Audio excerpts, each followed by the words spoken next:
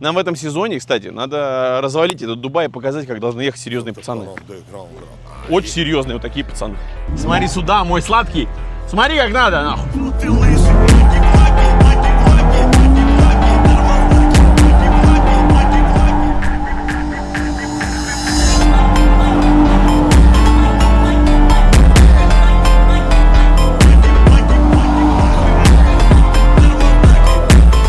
Пожалуйста, не допусти того, чтобы она не... Это я лох просто заглох. На передаче? Слушай, нормально резину пошли, да? Да, пиздец.